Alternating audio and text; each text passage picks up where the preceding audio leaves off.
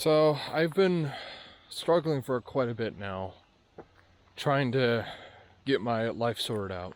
Ever since I was younger, I was, very artistically inclined. I liked writing as a kid, and then I picked up filmmaking, and actually very recently I just picked up art. But I knew that I always wanted to do something creative. I never really knew how to make a career out of it, you know? I never actually went to college, and I was homeschooled too, so it's like I've never really had a formal education. That's kind of been a weird part of my life. Typically, you're supposed to get a good grades in high school, get into a good college, and then you get a good job, and then you buy your house, get married, raise a family, and then you retire like 65, and that's how life is supposed to be for most people. But I never took that path. And now at 26 years old, I'm starting to wonder what I've actually been doing this entire time. Well, I tried a few things. I tried my very best, to get into the film industry, and I'll admit I've struggled with that. I've definitely learned a lot about filmmaking. I've worked with some people, but I've always struggled with networking, as there isn't much of an industry here in upstate New York, and most of the film industry is located in very unaffordable places like New York City or Los Angeles. It's not that I've given up on film, it's just that I don't really know what to do at this point. I don't really know how to make connections with people, because they say it's all about who you know, and I'm not very good at socializing. I think maybe some of you might have picked up on this. I'm on the autism spectrum, which is a nice little debuff that I got when customizing my character menu before I was born, and now I regret that. But you know what? Hey, at least I'm good at memorizing stupid facts. I've also had an interest in writing. I actually just published my first book, and throughout most of my life I thought that I would never be able to publish anything, that I wouldn't even be able to finish a book. Now at 26 years old, I somehow pulled that off.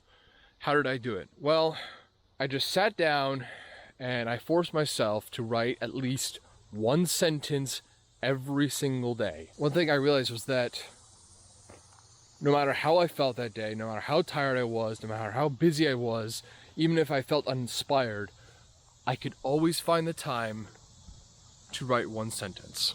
That sounds kind of lazy, just writing one sentence every day. But what I often found is that I could write several paragraphs some days, or even several pages some days. It was always very, very hard to motivate myself to do anything. I've always struggled with motivation. I've always struggled with really attention is really maybe the better word for it. I struggled with attention. I struggled with just focusing on one thing and seeing it to completion. So I found a way to take a problem and break it down into as many small problems as I could. And that's how I fixed the problem. And that's how I became a published author. I'm self-published, but it's still published. I still put in the work to finish a book. And I would often joke with my friends that I'd only sell 10 copies, and then everyone would forget about the book. Do you want to know how many books I actually sold?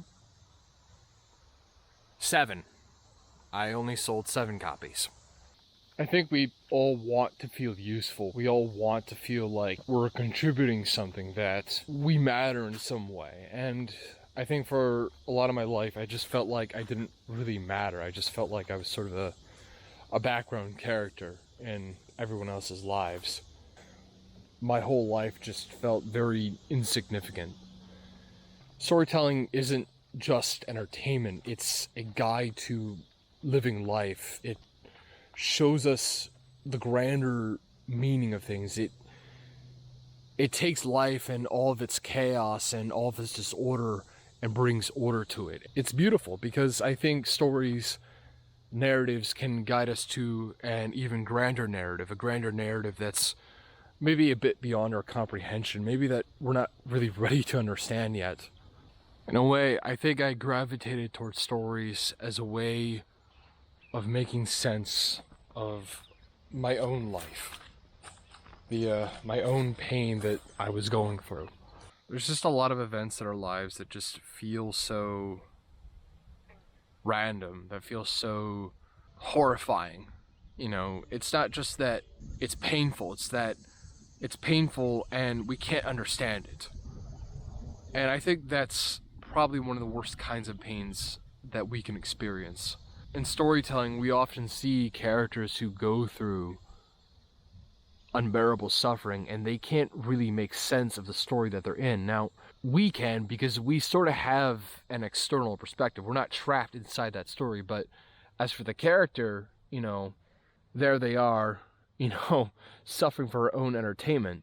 At some point, you know, the hero goes through what's called the dark night of the soul, where all hope is seemingly lost. And that's where the character suddenly discovers hope, where the character suddenly figures out, wait, there's a way out of this. And finally, the character is able to persevere through trial. And when we see him conquer, you know, his fears or whatever is troubling him, it's beautiful. We watch these poor characters that we grow attached to, and we just watch them suffer for fun. It actually seems kind of sadistic once you really think about it. But when the character conquers this great evil, and suddenly everything that you watch in that story makes sense. Every plot thread comes together, every character is fully realized, and then there's this moment where suddenly all the pieces of the puzzle just click and it all makes sense. I think that's what people want. People will wait their entire lives waiting for that moment where everything suddenly makes sense. And I think the tragic thing is that most people don't experience that.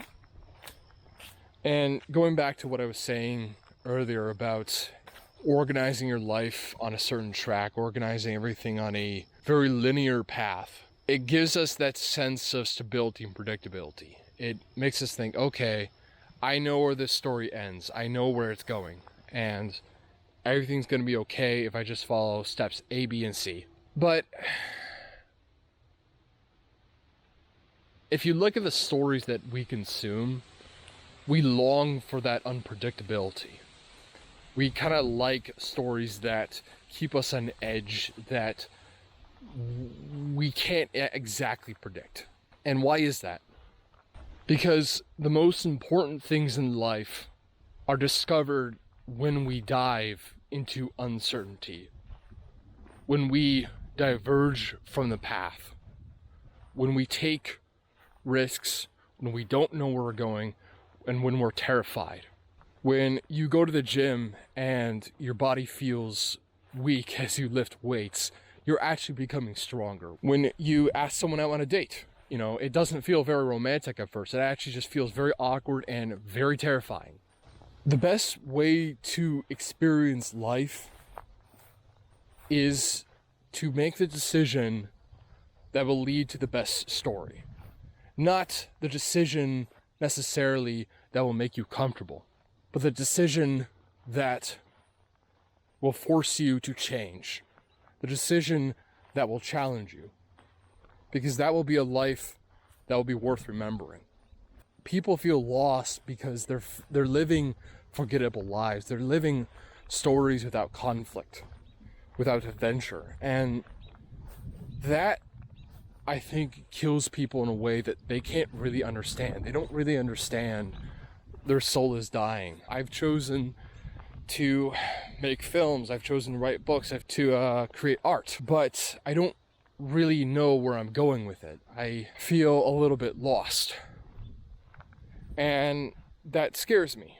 Because, you know, whenever I make a video and publish it, I have no idea how people are going to respond. I don't even know if people are going to see it. But I think that's why I should do it. Because it's the life that I feel like I'm meant to live. And I think perhaps that's the life we're all meant to live, is that we should all take these scary risks, take these big leaps into the unknown, because that's what creates stories. And that's why we gravitate towards stories. And you'll see a lot of people who live very, very safe lives, but they essentially live out their stories through proxy. All they do is consume video games, films, TV, or whatever you name it, and they live out through these dangerous adventures from the safety of their home. And I think that's fine to enjoy these kinds of stories, but at some point, you're going to feel an emptiness crawl inside of you because you're not actually living the story. You're only living a simulation of it. As for my own hopes and dreams, I don't know. I don't know what's going to happen. And that does scare me. And I'm still in the process of figuring things out. And you know what? That's okay. We're often told that we have to be on that stable linear path, but there's really no rule saying that we have to. I will say, it is important to be sensible. It is important, of course, to have a stable job and to have, a place to live in and making sure that you're paying your bills on all time. I'm not saying that we should just forget all responsibilities and run into reckless abandon. That's usually a bad idea. But if you are watching this video right now, I would like to challenge you. Do one thing today that scares you.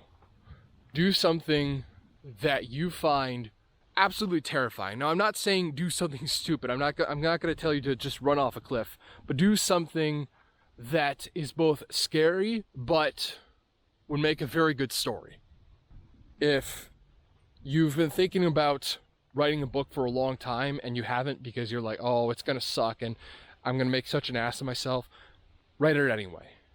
If there's someone out there that you really like and you've been really nervous to talk to them, ask them out. Or if you've been coped up inside for weeks and you don't really want to go outside and you're just starting to feel restless, go outside and just go on a completely random adventure. That's actually what I did today. I literally just got in my car and I just started driving and I had no idea where I was going. I had no idea I'd be recording this video today. It is going to be hard. It's not going to be easy. But there's going to be a day where you will be dying. You will be sitting on your deathbed and you're going to think about your life.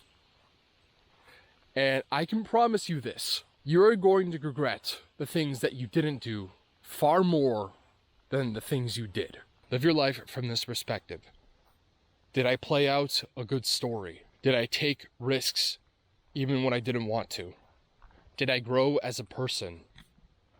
Did I spend time with the people that I love? You have to live a life that is worth dying for. You have to live a life that you can look back with satisfaction and not necessarily with ease.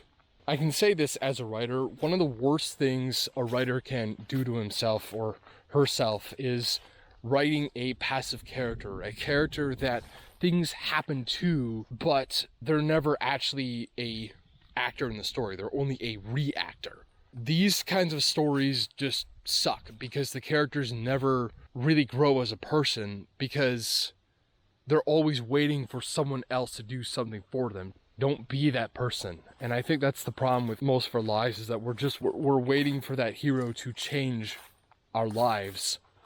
And we end up having this very, very passive way of looking at things. I hope what I'm making is making sense. I am a little bit scatterbrained right now. I'm also making this video for myself. I'm making this video to motivate myself to keep moving forward because I am at a very scary point in my life right now where I don't know where I'm going and I don't know what I'm doing. But that's okay. Because that's where the best stories are told.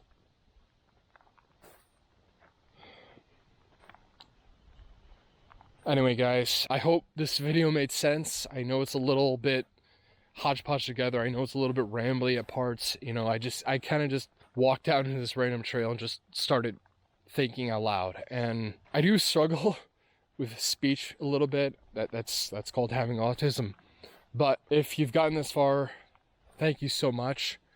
And if you want, leave a comment telling your story. Tell me about the risks that you took today.